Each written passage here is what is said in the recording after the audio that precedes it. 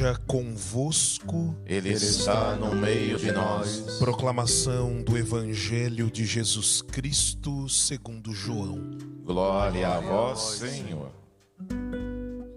Naquele tempo, Maria estava do lado de fora do túmulo chorando. Enquanto chorava, inclinou-se e olhou para dentro do túmulo.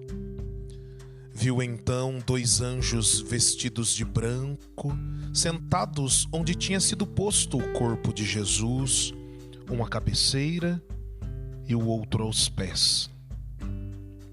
Os anjos perguntaram: Mulher, por que choras? Ela respondeu: Levaram o meu Senhor e não sei onde o colocaram. Tendo dito isto, Maria voltou-se para trás e viu Jesus de pé, mas não sabia que era Jesus. Jesus perguntou-lhe: Mulher, por que choras? A quem procuras? Pensando que era o jardineiro, Maria disse: Senhor, se foste tu que o levaste, dize-me onde o colocaste e eu o irei buscar. Então Jesus disse: Maria. Ela voltou-se e exclamou em hebraico: Rabuni, que quer dizer mestre. Jesus disse: Não me segures, ainda não subi para junto do Pai, mas vai dizer aos meus irmãos: subo para junto do meu Pai e vosso Pai, meu Deus e vosso Deus. Então Maria Madalena foi anunciar aos discípulos: Eu vi o Senhor, e contou o que Jesus lhe tinha dito. Palavra da salvação. Glória a vós, Senhor.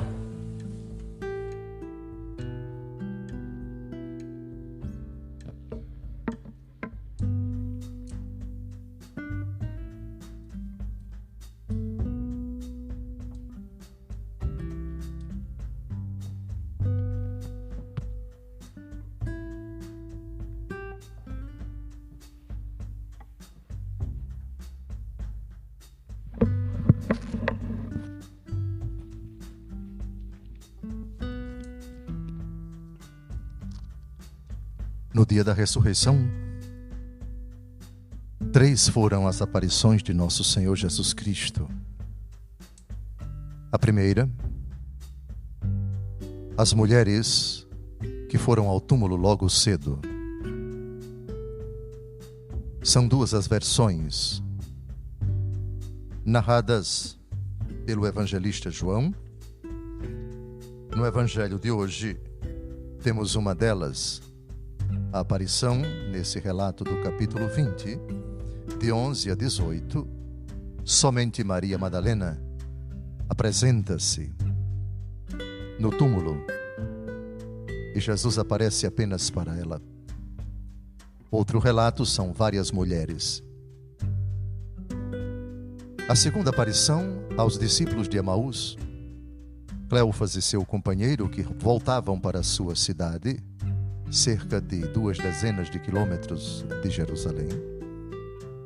Quando Jesus se lhes revela ao partir o pão, e depois fica invisível e eles correm para o cenáculo para dar a notícia aos apóstolos. E a terceira aparição, a última, enquanto eles estavam dando a notícia, Jesus aparece a todos eles. A finalidade das aparições do ressuscitado é precisamente dissipar as dúvidas que pairavam no coração da igreja primitiva, os apóstolos e os discípulos. Também confirmar que tudo aquilo que os profetas, que a lei, que os oráculos do Antigo Testamento anunciaram, se cumprira. Centremos as nossas atenções nesta que é uma das santas mais queridas da igreja primitiva, Maria Madalena, de cuja vida sabemos muito pouco.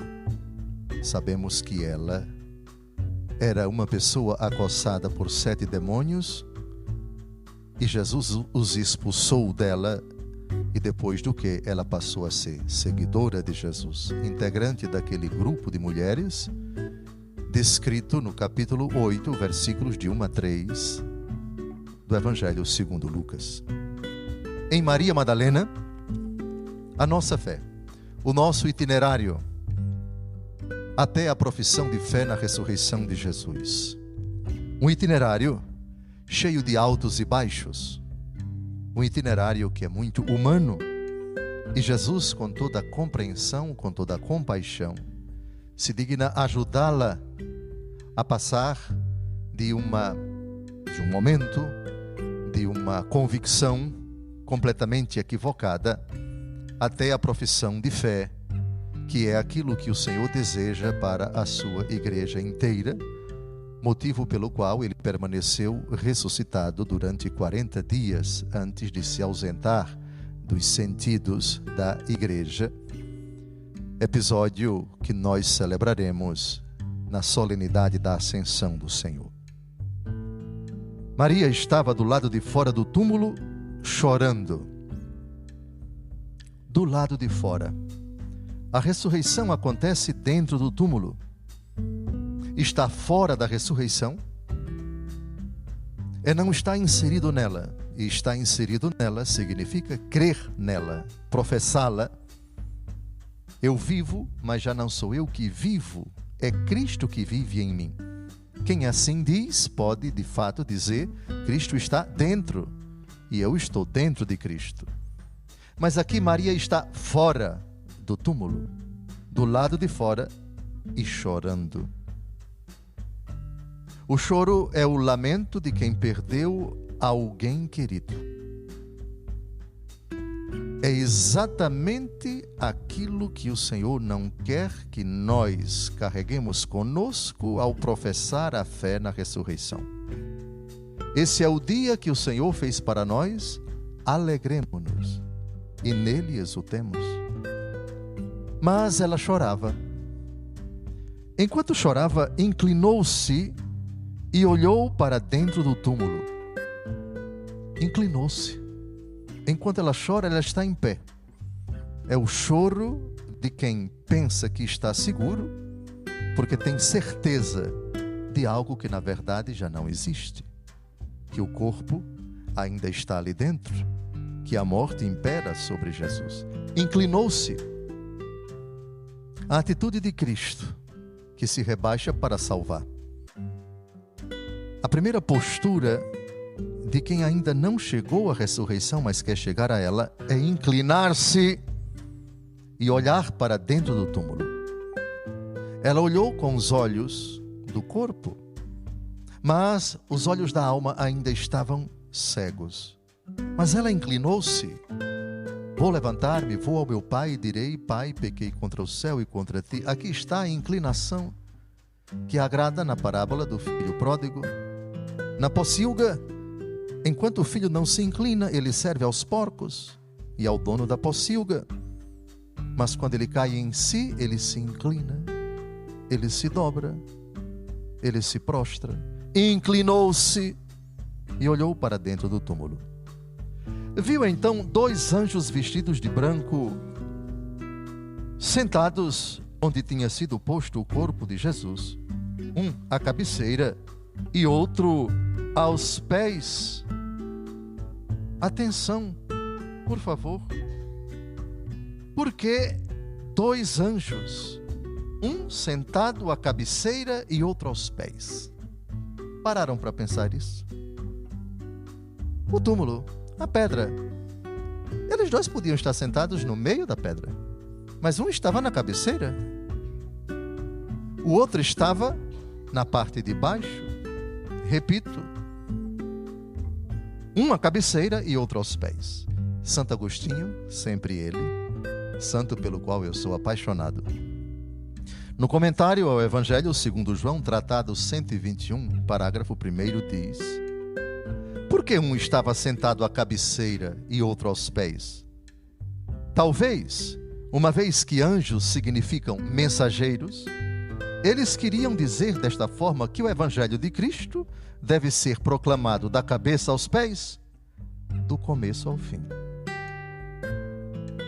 Eu sou o Alfa e o Ômega, o princípio e o fim. Que interessante. Anjo significa mensageiro. A mensagem do Evangelho que deve ser pregada do início ao fim, na sua totalidade, na sua integralidade, e não apenas a conta-gotas, tirando frases fora do contexto. E o Evangelho do princípio ao fim Ele é Deus que se encarnou, que morreu e que ressuscitou.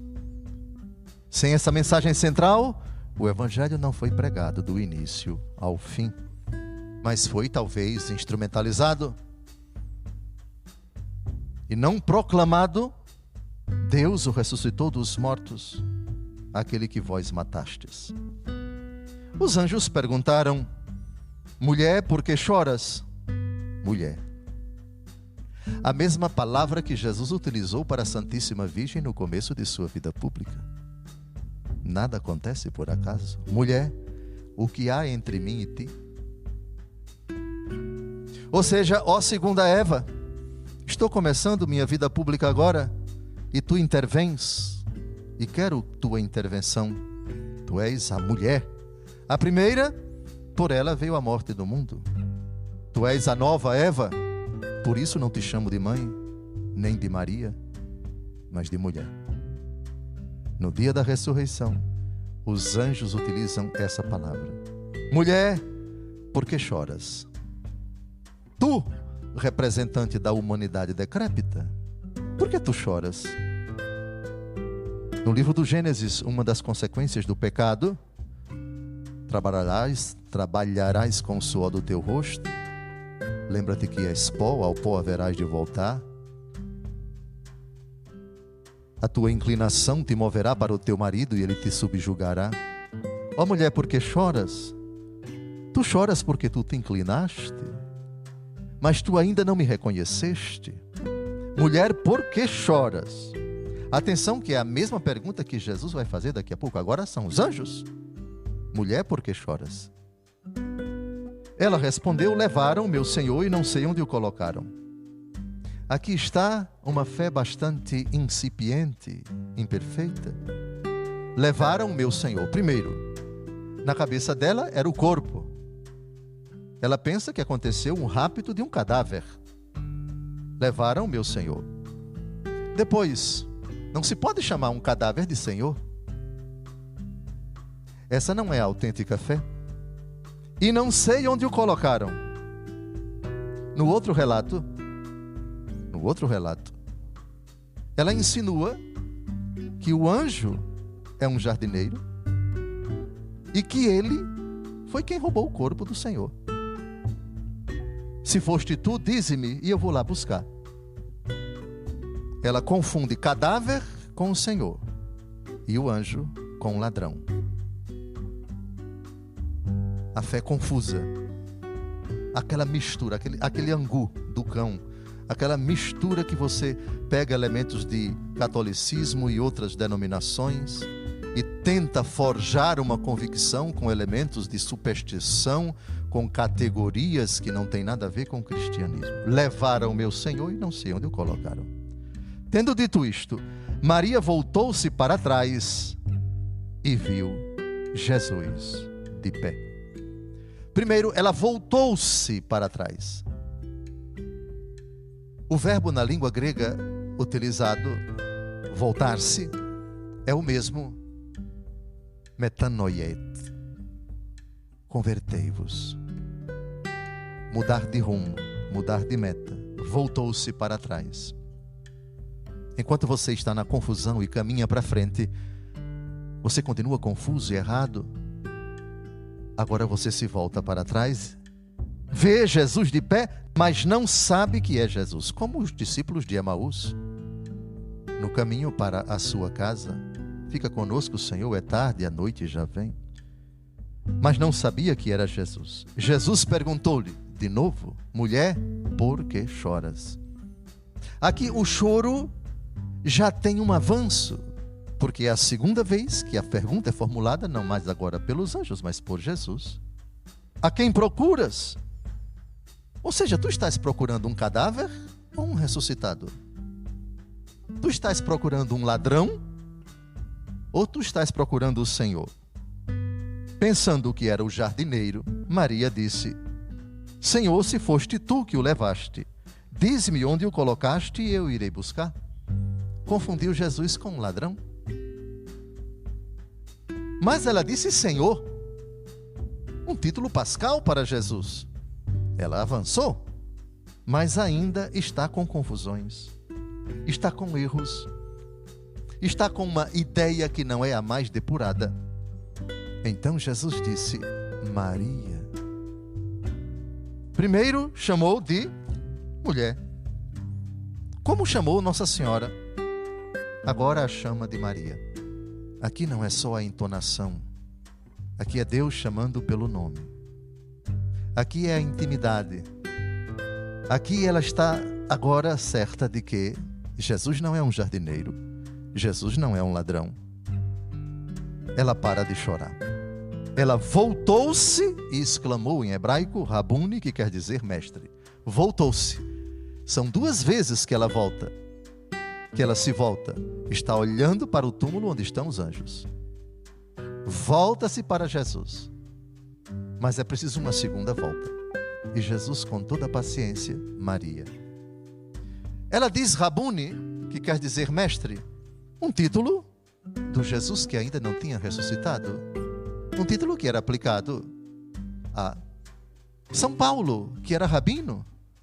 Rabuni, o Rabuni. Daí vem rabino, mestre, aquele que ensina a lei de Moisés. Não é um título pascal. É um título que Jesus aceitava, porque ele de fato era um rabino. Mas é preciso mais. Ela avançou, chegou perto, mas não chegou à essência da fé no Cristo ressuscitado. Por isso, ela quer tocar em Jesus, quer abraçar Jesus. Só que Jesus diz: Noli me tangere, não me segures. Ainda não subi para junto do meu Pai, mas vai dizer aos meus irmãos: subo para junto do meu Pai e vosso Pai, meu Deus e vosso Deus. Santo Agostinho, sempre ele, no comentário ao Evangelho segundo João, tratado 121, parágrafo 3, explica por que Jesus não autorizou Maria Madalena a tocar nele. E autorizou São Tomé a tocar nele. Se eu não vir com os meus olhos, se não puser o meu dedo no seu lado, se não tocar nas suas chagas, eu não acreditarei. Algumas mulheres desavisadas ficariam indignadas com isso. Mas como pode? Jesus autorizou um homem a tocar nele e não autorizou uma mulher? Mas isso não é machismo, não é discriminação para as mulheres?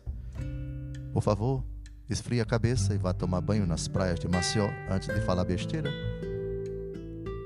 Porque agora Santo Agostinho vai explicar por que não autorizou Maria Madalena a tocar nele e autorizou São Tomé.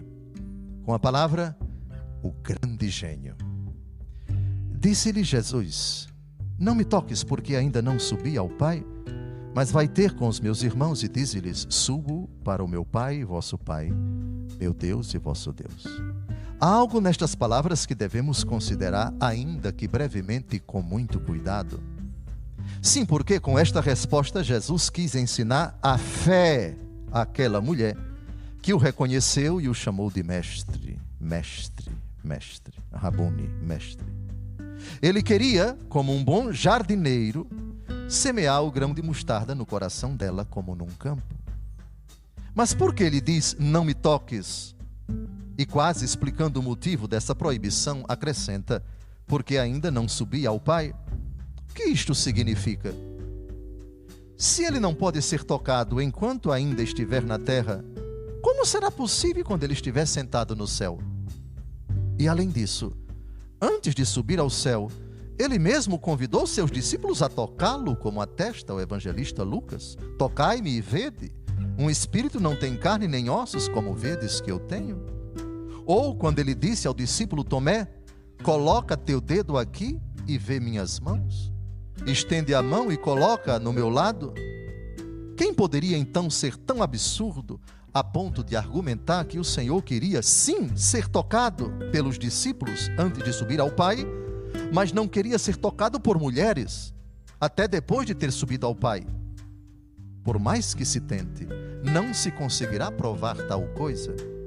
De fato, lemos no Evangelho que mesmo as mulheres, depois da ressurreição, antes de subir ao Pai, tocaram em Jesus. E entre essas mulheres estava a própria Maria Madalena. É Mateus quem o narra, 28, versículo 9. E eis que Jesus veio ao encontro delas, dizendo: saúde! Aproximaram-se, sacudiram-lhe os pés e prostraram-se diante dele. Este episódio foi omitido por João, mas é atestado por Mateus. Só temos que admitir que aqui se esconde um mistério. Quer você descubra ou não, é certo que está lá. Penso, portanto, que o Senhor disse a Maria Madalena: não me toques, porque ainda não subi ao Pai. Ou porque naquela mulher estava representada a igreja vinda dos pagãos, que não creu em Cristo, senão depois que ele subiu ao Pai. Ou porque queria que acreditássemos nele, ou seja, que o tocássemos espiritualmente, convencidos de que ele e o Pai são um. De quem progrediu na fé, pode-se dizer que nas profundezas de seu espírito subiu ao Pai, na medida em que chegou a reconhecer o Filho é igual ao Pai. Aqueles que ainda não chegaram a isso, porém, não o tocam da maneira autêntica, pois não acreditam nele como deveria. Talvez Maria acreditasse nele, ainda acreditando que ele não era igual ao Pai. E por isso ele a chama de volta dizendo: não me toques, isto é, não acredites em mim segundo a ideia que ainda tens de mim. Não concentre sua atenção apenas no que me tomei para você, negligenciando minha natureza divina, através da qual você foi feito. Como se pode dizer que ela não estava mais ligada a ele, se ainda chorava por ele como se ele fosse apenas um homem? Ainda não subi ao meu Pai. Então me tocarás verdadeiramente quando acreditares que, como Deus, não sou inferior ao Pai. Mas vai ter com os meus irmãos e diz-lhes: subo para meu Pai e vosso Pai. Ele não diz: subo para nosso Pai, querendo mostrar que ele é seu Pai em um sentido e nosso em outro.